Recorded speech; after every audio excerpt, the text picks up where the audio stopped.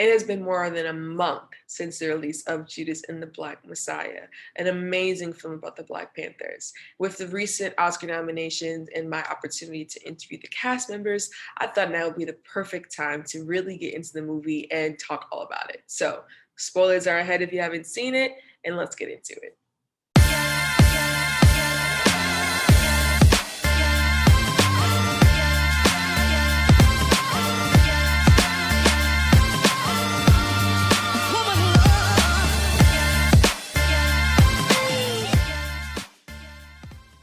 Let's get started with the main man, Daniel Kaluuya, as Chairman Fred Hampton. This Mr. I am a revolutionary.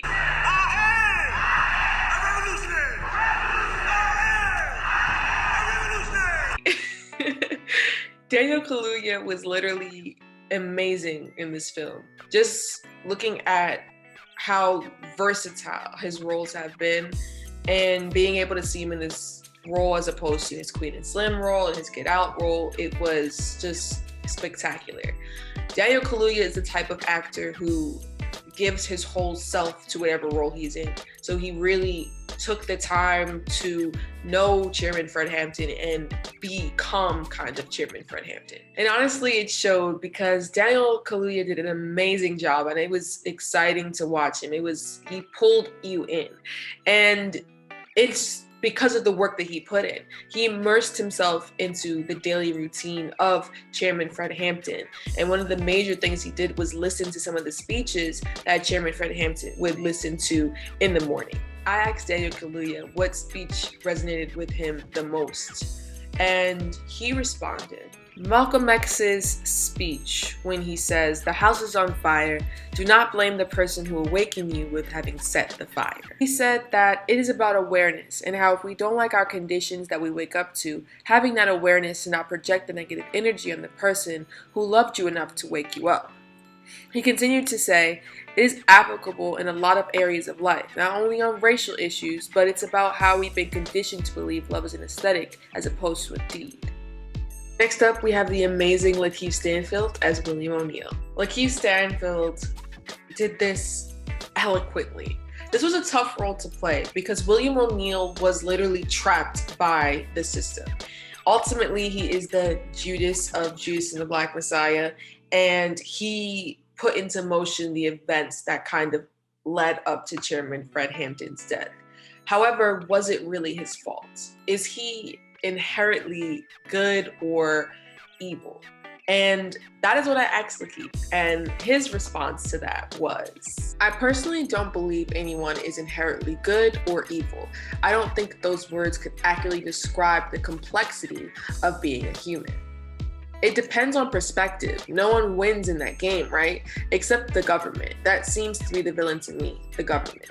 He made some decisions I don't agree with, but from what we understand, he was in a place where he doesn't have a choice. He was backed up against the wall. So who put him against the wall? That's more important than his own actions. The real Judas was the government betraying their own people. Honestly, I couldn't agree more with Lakeith Stanfield because literally William O'Neill had no other options to make. Like, where was he gonna go? It was only one path. He was trapped by the system and he was doing what he had to do to kind of like survive. So it's such a tough role to play, and there's so many layers that you need to portray in a character like William O'Neill. So when I asked Lakeith about his hardest layer to portray, he responded. He was so disconnected in an apolitical form to what was happening at the time. He was like, that's not my issue. For me, even now, I feel inclined to be a part of the conversation as it relates to Black life and authority. So seeing that and being disconnected from that is something I didn't quite understand. So I had to get an understanding of it to get into that mindset. And get into that mindset he did. He played William's role so beautifully. It was almost like you felt every emotion, every pull, every feeling that he was feeling. And Oscar winner. Like, just give him the award now. Algie Smith as Jake Winters. Algie Smith is just gracing the surface of his potential. He has been in so many breakout roles since he really got big off the New Edition story. And I mean, The Hate U Give and Euphoria, there's so many different roles that he's had since the New Edition story. I'm just so excited to see where he goes next. My thing with Jake Winters, why this role was so important, is because it showed the importance of Black friendship, camaraderie, the togetherness, the connection that the Black Panther Party had. I think that was highlighted through Jake Winters' story arc. I liked the way that it went. I like that he went out swinging. He didn't go out just on his knees begging for life. He went out swinging, and I think that was very important for people to see, that he died in the name of friendship. And I think that was amazing. I think it was a really great job from Algie Smith. I could not have a Judas and the Black Messiah review without getting into the power of Black women on the screen by the two amazing Dominiques, Dominique Thorne and Dominique Fishbach. So let's get into that. Let's start with Dominique Fishbach, who played Deborah Johnson. The multiple layers that Dominique was able to portray in her role as Deborah Johnson. She was loving, she was humble, she was caring. She showed the softer side of Black women while also showing that there's power in that softer side.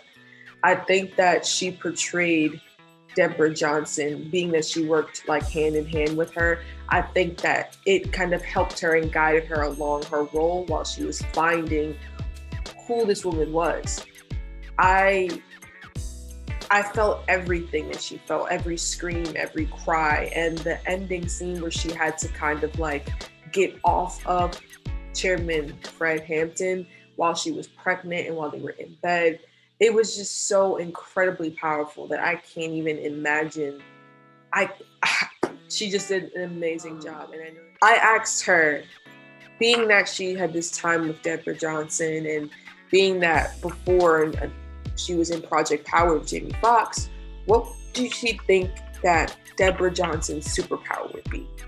And she responded, you know the last movie when Bella could put out vision and shield everybody? I think that's what Deborah Johnson has. That way she could look somewhere and cover Chairman Fred and cover the Panthers. I think that would be her superpower. Deborah Johnson, especially the way that she was portrayed and the way that she carried herself, she was a protector, a nurturer, and she had so much strength in her that she went through all of that and she's still standing to this day. It's unimaginable. I can't even imagine being in that situation. And beautifully played by Dominique Fishbach, who is from New York, period. Moving on to Dominique Thorne as Judy Harmon. She portrayed strong, powerful, bold Black women who have nothing to hold them back. I think that it was great to see her using her voice and not being afraid of anybody or anything. Her loyalty showed. She basically depicted the loyalty of Black women, the strength, the power, the assertiveness, and how real change makers we can be. She depicted the strength of the women in the Black Panther Party. Dominique Thorne has continuously used her short career to portray women of power or Black women who are assertive and own who they are. She is giving young girls, young Black girls especially, the opportunity to look at someone and see themselves represented on the screen as someone of power. With her new role that she just landed as Marvel's Ironheart, I can only imagine that that's going to expand as she becomes one of the youngest Black superheroes. When I asked her about this opportunity to portray these roles and portray these women, she said, but I do think that applying those types of stories and making sure that Black people, especially Black women, are seen in this light, are seen as lovers and protectors, seen as humans deserving of love and capable of great love. When you can look on a television screen and see yourself in a way that is accurate and authentic and genuine to you, and not be the prevailing story that has existed for so long about who society, who America, who the other wants us to be as Black women, I think it is easier to paint us as the aggressor and all of the other characters that exist in the lineage that in cinema in that way. But it is high time for a shift and a change. It is time to see Black women represented in roles of power, roles that do not show us as the humble servant or the best friend, roles where we can see ourselves and say, oh wow, that's me, I'm reflected there.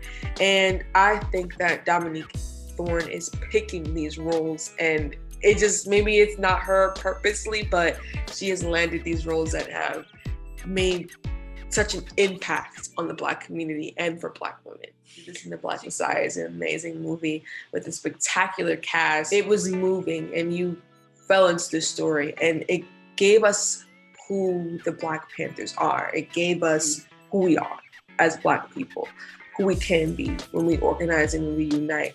And I think that it is definitely deserving of all the Oscar nominations, and I can't wait to see them take it home. I give this movie a solid 10 out of 10. I recommend everybody go watch it. It's available on HBO Max. Thank you guys for watching. I will see you next week or tomorrow or whenever I post again with another video. Bye-bye.